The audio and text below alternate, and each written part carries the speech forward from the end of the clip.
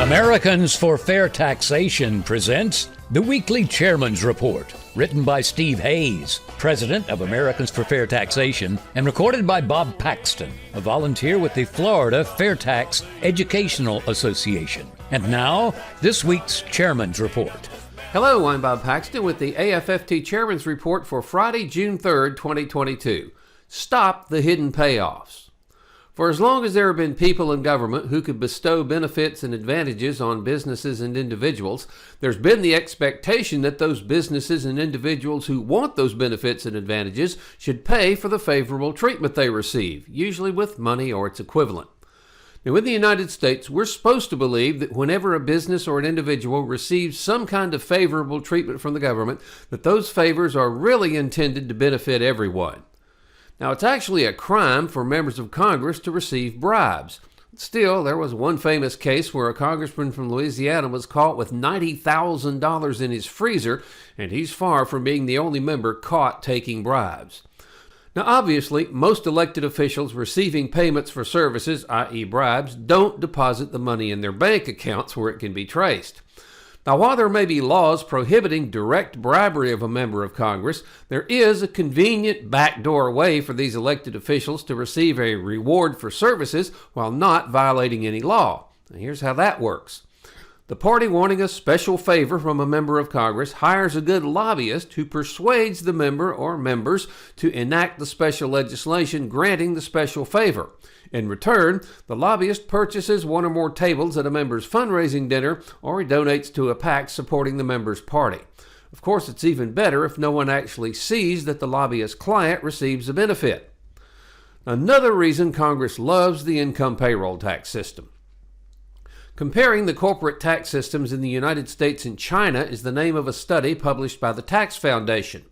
In addition to being a very detailed explanation of how utterly stupid our corporate income tax code is, it shows how China's tax code is much more favorable to their corporations. Now, of course, the FAIRtax fixes everything that's wrong with the U.S. corporate tax code because it completely eliminates corporate income taxes. The FAIRtax is levied only on the retail purchase of new goods and services. Business-to-business purchases are not taxed. Manufacturers will pay no tax when they purchase raw materials. Equipment purchased for the production of their products is not taxed. Retailers pay no tax when they purchase inventory from their suppliers, and money paid by U.S. corporations for research and development is also not taxed. The FAIRtax will result in a significant decrease in the cost of doing business in the United States. It's also important to note here that a U.S. corporation that purchases raw materials, equipment, and does research and development in other countries will likely be subject to taxation in those countries. So it doesn't take a genius to understand what a tremendous boost the FAIRtax will be for American businesses and for the American economy in general. However, the real benefit of this study to members of Congress is that they can say with a straight face that they're looking to make changes to the U.S. corporate tax code because it helps American companies be more competitive with their Chinese competitors.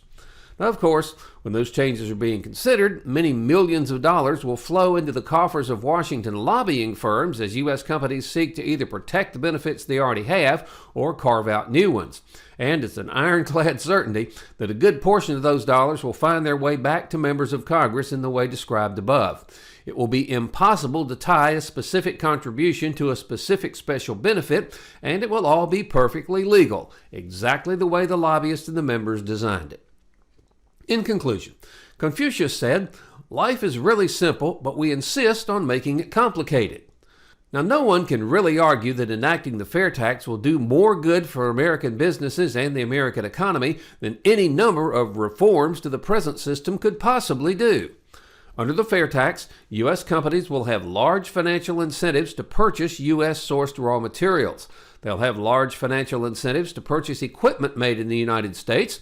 Will have large financial incentives to do their research and development with U.S. companies and institutions, and they'll be much more competitive both domestically and abroad. Of course, enacting the FAIRtax will also eliminate the billions of dollars now paid to tax lobbyists. It'll eliminate the billions of dollars now paid to the rest of the income payroll tax industry. Now, this is an industry that creates no products, but simply helps those who can afford it take advantage of an incomprehensible and totally unnecessary income payroll tax system. The FAIRtax will also eliminate Congress's ability to hide the special treatments and favors they grant deep in the tax code where they're extremely unlikely to be discovered. The FAIRtax will force them to operate in the open by passing separate legislation. And it will also eliminate a powerful tool that the ruling elite uses to control us.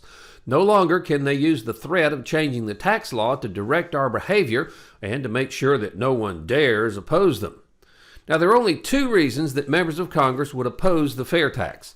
One, they don't want to give up the lucrative income stream and the power that the income tax system gives them over everyday Americans. Or two, they simply can't grasp a concept that's simple enough for a third grader to understand. And we all know it's not number two. The income payroll tax system is broken. It's no longer working. We can't repair it, but we can replace it with the FAIRtax.